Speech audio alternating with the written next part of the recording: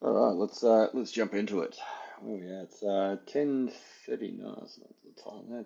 12:46. 10:39 on the 10th of the 10th. All right. So, geez, I mean, look, this week was sort of going to be quiet, regardless of the sort of shutdown and all this kind of stuff. Anyway, but short of a couple of sort of speakers and that we had overnight, not really a great deal to report on. I mean, we've got consumer sentiment coming up sort of later tonight, and this is the summertime trading schedule where we get these last bits of data for the week at 1 a.m. Like consumer sentiment and inflation expectations, like it can move the market a little bit, but it's not like, oh my God, wow, it's not like an NFP or a CPI or anything like this. But again, it's just you want to be sort of there available for these sort of bits of data. But 1 o'clock on a Friday, maybe we'll see how we go. If you maybe just sort of kicking around with it all, but anyway, that's about it. So very very quick on on the data front because we haven't really got too much in that.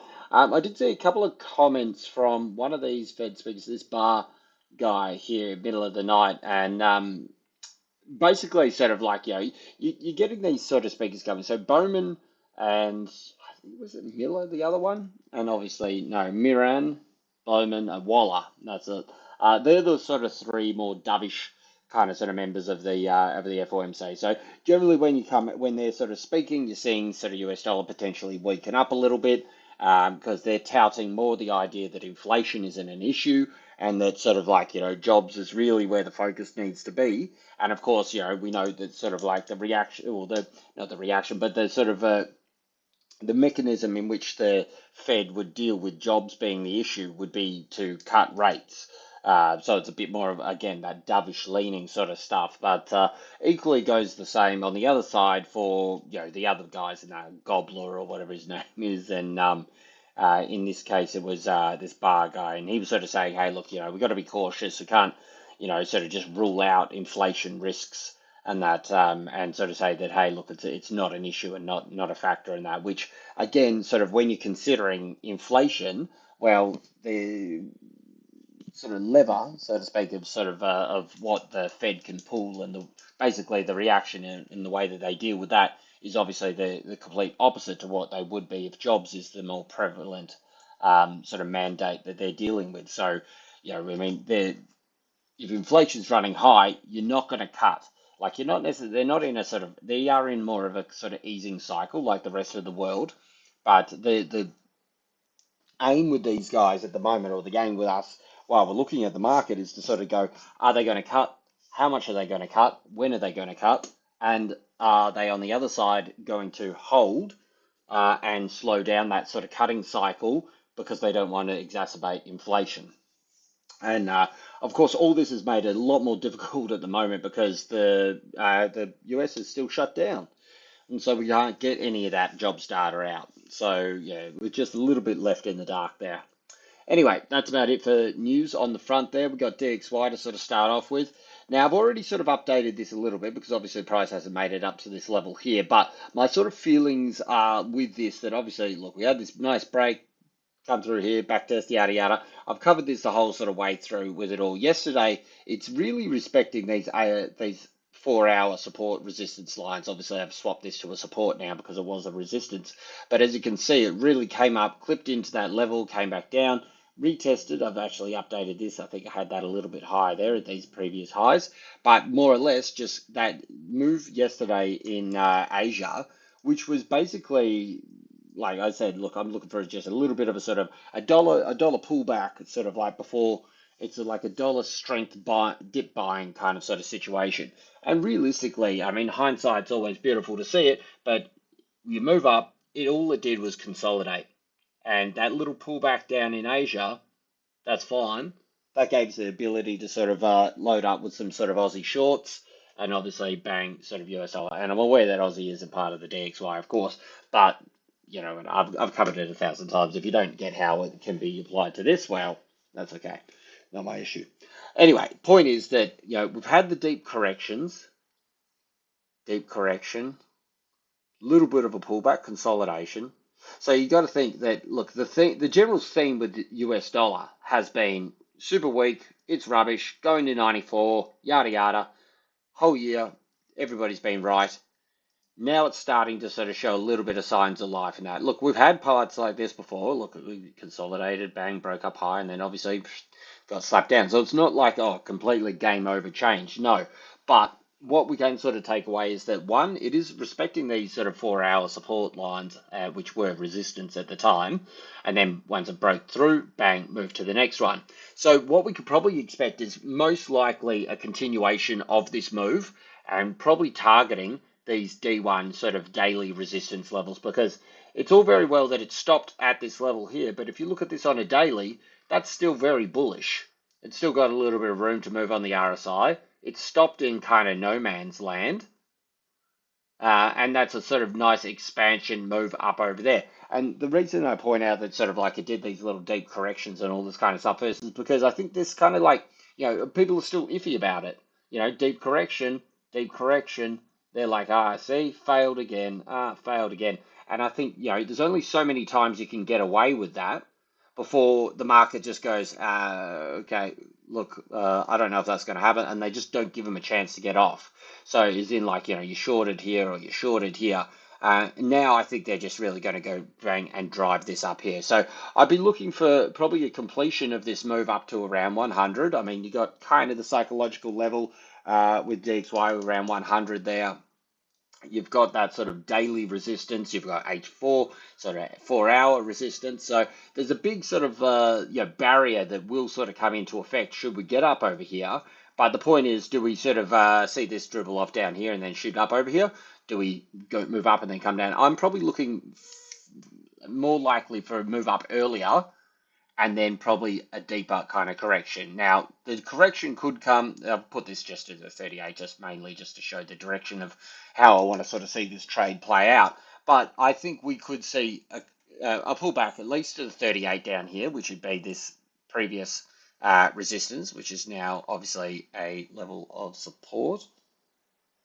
Let's put the D1 support and swap over there. So that could be the first level that we expected to sort of come back to, or we could actually sort of still get quite a deep correction and look, it could come back. As we'll see, like DXY loves deep corrections, particularly around the bottom. So there's a good chance that should it come up and tip up over here, that we do see some sort of correction and it could sort of be heading back down towards 98.56. But certainly I think, if we do get up to that 100, I will be sort of peeling off a little bit of the sort of dollar long positions because it's just not going to go through first time. It's been, what's this, start of August. So, 2 months or so, 2.5 months, 2.5 months almost to get back to that level. It's going to get smacked off that move down there. And what I feel you may sort of see it in sort of happening sort of in correlation at the same time is probably that sort of like metals giving it another go. Because obviously, we saw silver come off. Silver took out all-time highs overnight. And then sort of gold was lagging a little bit. Like it wasn't really sort of like, it didn't even put in a new high. Obviously, it's had its time to shine, but as of that session and how it was moving, it was lagging. And then as soon as sort of silver took out the highs, ran another, $1.50 or something like this, 49.80 to 51.20s or so, and then sold off $2.50 or nearly $3 or something like that. So as soon as we saw that sell off, you saw gold follow suit, and all obviously sort of like DXY sort of taking advantage of that little bit of a sort of metals weakness.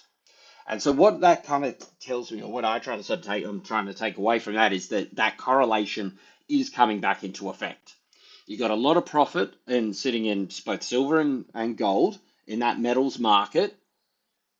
Once they start to take profit, that capital has to go somewhere. It doesn't just evaporate. It has to go somewhere. And US dollar multi-year lows starting to break a bit higher, starting to garner some sort of strength here. That could continue to see a little bit of a flow there.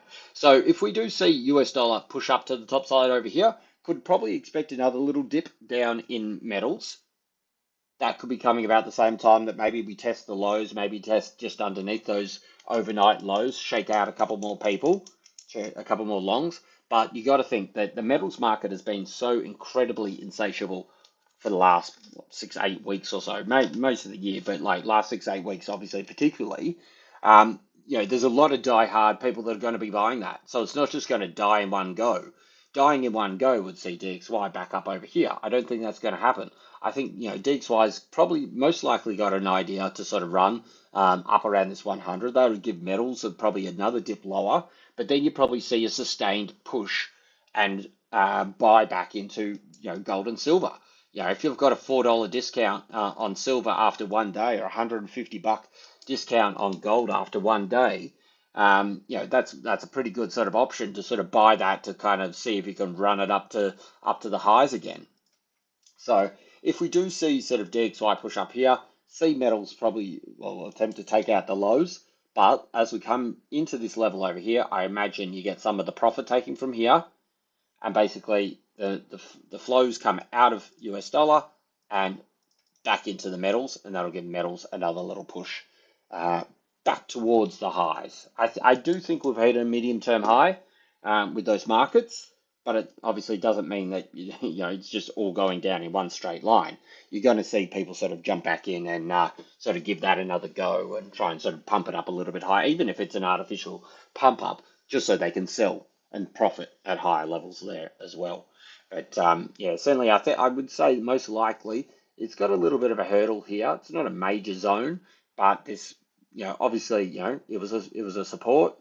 Yeah, it was a support back here. It's a resistance here now. That's your trigger line. Take the trigger out there. Let's do this, moving over the highs, coming towards the resistance. And that's where we'd probably sort of be looking to take some profits. Actually, no, we'll put that back where, as you can see, yeah, the alert, the sort of bankers were coming into some resistance. So that's probably sort of where I do see things happening.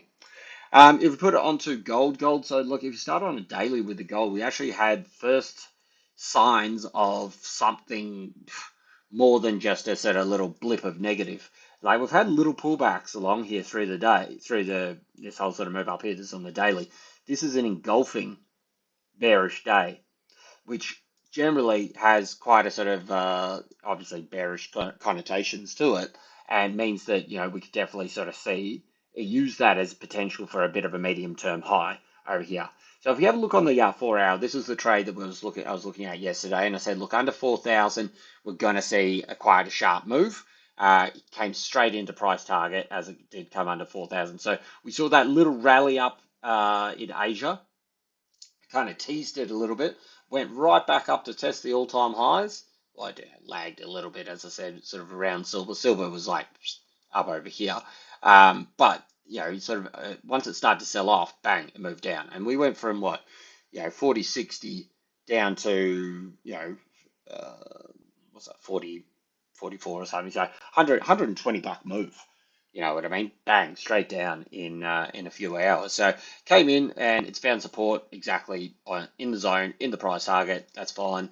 What we can use with this is potentially sort of like the trigger to sort of get down underneath here. So if we do see a little bit of a sort of dip down, take out the lows down underneath, say 39.40s, you could probably expect maybe some reaction around here. We've got a little 1 hour zone, not really anything major there, but also potentially the support that was sort of coming up through here. So that's questionable around this area here, but I would say most likely that, if we do get down underneath this sort of 44, maybe some reaction from 39.20s, but I would say you could probably look down to 38.90s. And that could be quite interesting if it does get down here, because that's definitely going to be another zone. We can mark that one out, which I've already got with the 4 hour, but the grey ones are always good. You can see that's a 4 hour zone down here. That's definitely where you could see market potentially try to give it another bit of a buy up opportunity, so on and so on down here. But as it is opening up, it's attempting to move a little bit higher. I think as long as it's sort of realistically underneath 4,000, I could see that initial move. As I said, maybe DXY open up a little bit more and run higher and a little bit of a dip down. But as I'm sort of thinking, if we do get DXY run to the highs and this correlation does work out, we could see gold come down to 39.20, maybe at a stretch 38.80. But then I'd expect a fairly decent sort of bounce off this as well. I did cover yesterday this as well, that this is potentially what could be turning into quite a nice weekly top. And if that does play out in the sense of it sort of coming down towards 39, that's going to give you a nice big top wick candle there. And look, when you get a big top wick candle, it generally doesn't happen in just one wick. So you'll get probably a push up next week as well, double wick for the highs. And then you can look to sort of see if we're going to get a bit more of a sustained move to the downside there. But certainly if this plays out with closing the week towards 3,900, you wouldn't want to be overly long. I mean, it's been an amazing run for for the people that have been long. So you know what I mean. There's a lot of profit sitting in here. So you know, once that starts to fall, I think not too many people want to be sort of giving back a once. Well, really, let's be honest. It's been a once in a lifetime trade for gold. 20% one direction, bang. That's just insane, insane. So yeah, we'll see how we go with that. But yeah, certainly I think sort of underneath 39.46 again, we could just be triggering another little leg down. On the silver, so this was the big one here. We took out obviously all-time highs, bang, bang. And this is what I'm talking about in terms of the wicks. So you got one big wick here, doesn't mean the next candle, this is just a 4 hour, but doesn't mean the next candle just automatically goes down. Boom, second big wick. So this particular top, like this, is called a tweezer top. Two big long wicks, and this is what I would expect to see with gold, should we see a long weekly candle that looks similar to this one. So it means that next week we probably get a little bit of a drive up there as well. So we'll see how that sort of plays out. But you know, with silver, we had that sort of negative divergence. Obviously, it was at the time, I can't remember, maybe it was here or something like this, which obviously was a negative divergence, and then it decided to go up even higher. Still negative divergence, just an even bigger kind of one now. So we can drag that all the way through like this. And look, that's fine. Look, it still has the connotations of negative divergence up the top to get a bit of a push back down to these lower levels. And certainly, you know, the sell-off there was pretty hard when it came. As I said, two and a bit bucks or something, $2.50 or so. So should you take out the lows from that little dip, you're probably looking around sort of 47.20s. That's first price target. I've got lower price targets. You know, I mean, it seems a bit of a stretch at this point, but you know, we still sort of you know, can target those things. I mean, end of the day, you got to get a reaction as you come into these zones down here. Likewise, when you break it, you know where it's going to. You're going to get a reaction at these ones. So it doesn't matter whether these price targets are hit this week or you know, next week, whatever. But that's the level that I'd be sort of taking profit on short positions and expecting buyers to give it another effort to sort of push back up over here. But certainly underneath 48.38, kind of think those the lows of last night. Could expect to see that as a push down. I mean, negative divergence looks. I mean, it had to get up. It had to go up here to sort of hit all those stops. You know, this is all-time highs, 50 years since it's been back to these levels. That's going to be juicy with stops, and it ran quite quickly. It did a buck and a bit in a couple of minutes once it actually finally went through.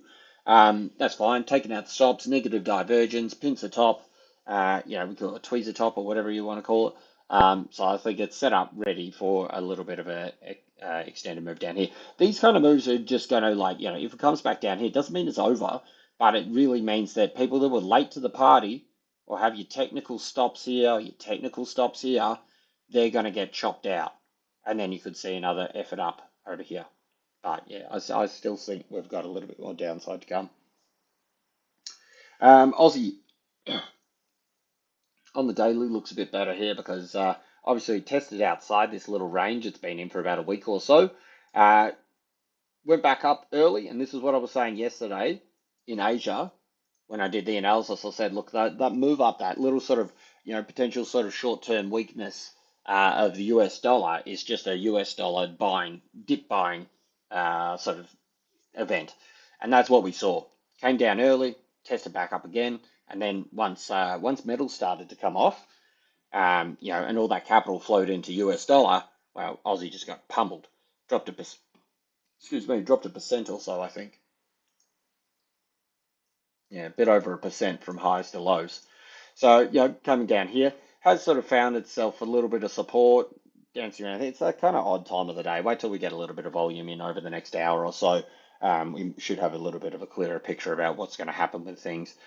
Sub sort of, yeah, any sort of move up to sort of like 65.80. If we do get that kind of move there, I'd be looking for this kind of move here and then to come down here. We do have sort of pretty strong supports around the 65.20, which got on this other chart down here, which is the 61% of that previous move, plus also it's the sort of channel support, even though we had a little dip underneath it back here. Channel support and everything down over here. And we know 20s always play its part with Aussie. So should you take out the lows, you probably don't have a massive trade. But as I said, if DXY sort of breaks to the highs, hits its daily, this could break the lows, hit its daily, and then we see things, all the markets kind of reverse there a little bit as well. So we'll see how this one plays out. Fly along. So we had copper. Copper actually sort of moved quite well. Very interesting where it stopped actually. If you zoom out, it's got a very long resistance, rising resistance up here, back from March in 22, the highs in 24, and now in 25 as well. I've covered it a few times. I don't really count these kind of moves here. Well, this is a fake breakout, obviously rejected down, and this is just garbage price action. So the fact that it rejected off that's quite interesting. Take it out, and then bang, you got a breakout on copper. I still think you're probably going to come back down, to be honest. I think that sort of metals have sort of had their little push. This is the best it could do while everything was going to its highs. I mean, look, you got to think copper, now silver, and obviously gold, they've all made all-time highs in the last couple of months. So, you know, they've done their dash. They've collected all the tokens. What do you do now? Well, you take some profit off the table, most likely. So if it's only just got up to its resistance as all those things move down, if they start to come back down, this is where we move down here. Doesn't mean the game's over, but it means there's some short-term weakness coming down here. This is negated with a push above, you know, 530 or close up over here. So I said 520 yesterday, which is just here, which as you can see didn't quite close outside there. So it'll be interesting to see how the week sort of finished up. Obviously, it's in quite a bullish little push up here, but it's oversold, overbought. Metals potentially looking a little bit lower. I think we could be coming back down a little bit lower there as well. So just checking the spread. The spreads have gone ridiculous on silver. They're out at like 28 or something. There's gaps all over the place. So yeah, not really a tradable market there. And finally, USD one.